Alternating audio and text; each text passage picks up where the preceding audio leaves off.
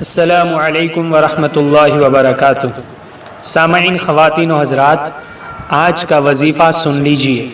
یہ بہت قیمتی اور بہت اہم وظیفہ ہے۔ یہ حدیث میں نہیں ہے لیکن بزرگان دین کا آزمایا ہوا اور بہت ہی مجرب اور کارآمد وظیفہ ہے۔ شیخ مولانا یونس صاحب پالنپوری دامت برکاتہم نے بھی یہ وظیفہ بتایا ہے، اور جن جن کو یہ وظیفہ بتایا ہے الحمدللہ اس وظیفے کی برکت سے فائدہ ہی فائدہ ہوا ہے۔ مولانا نے تو یہاں تک فرمایا کہ پہلے زمانے میں جو لوگ بادشاہ بنے ہیں ان کے واقعات کتابوں میں لکھے ہیں، اس وظیفے کے وجہ سے اور اس کی برکت سے وہ بادشاہ بھی بنے ہیں اور غریب سے غریب لوگ بھی مالدار بنے ہیں۔ یہ روزی میں برکت کا بہترین وظیفہ ہے۔ صرف ہمارے 2 سے 3 منٹ لگیں گے، لیکن اگر ہم یہ وظیفہ کر لیتے ہیں تو انشاءاللہ بہت بڑا فائدہ ہوگا۔ اس میں ہمیں 5 باتوں کا دھیان رکھنا ہے۔ سب سے پہلی بات تو یہ ہے، فرض نماز کے بعد یہ وظیفہ پڑھنا ہے۔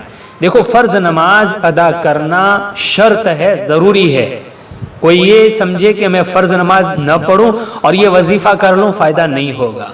سب سے پہلے فرض نماز کے بعد یہ وظیفہ پڑھنا ہے۔ ہر فرض نماز کے بعد یہ وظیفہ پڑھتے رہیں۔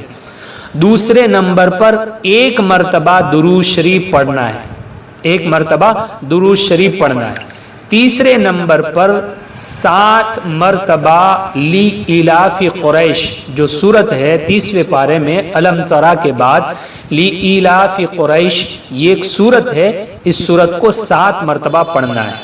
نمبر 4، 1 مرتبہ درود شریف پڑھ لیں۔ پہلے بھی 1 مرتبہ درود شریف پڑھیں، 7 مرتبہ سورہ قریش پڑھیں اور پھر 1 مرتبہ درود شریف پڑھیں۔ اور نمبر 5، جب اس جملے پر پہنچے الذی اطعمہم من جوع وآمنہم من خوف، اس جملے پر پہنچیں تو خیال کریں اپنی روزی کے بارے میں کہ میری روزی کی تنگی ہے، اللہ میری روزی میں وسعت عطا کرے۔ خیال کریں، ان 5 باتوں کا خیال رکھنا ہے اور ہر فرض نماز کے بعد یہ وظیفہ کرنا ہے۔ انشاءاللہ ضرور فائدہ ہوگا۔ یقین کے ساتھ کیجئے، نمازوں کے اہتمام کے ساتھ کیجئے، اللہ روزی میں برکت دے گا اور انشاءاللہ اللہ تبارک و تعالی وسعت فرمائے گا اور روزی کے دروازے کھول دے گا۔ پھر سے کہہ رہا ہوں کہ یہ وظیفہ کوئی حدیث میں نہیں ہے، بزرگان دین کا آزمایا ہوا ہے، مجرب ہے، کارآمد ہے اور معتبر علماء کرام نے بتایا ہے۔ شیخ مولانا یونس صاحب پالنپوری دامت برکاتہم، جو حضرت مولانا عمر صاحب پالنپوری رحمۃ اللہ علیہ کے صاحبزادے ہیں، انہوں نے بھی یہ وظیفہ بتایا ہے۔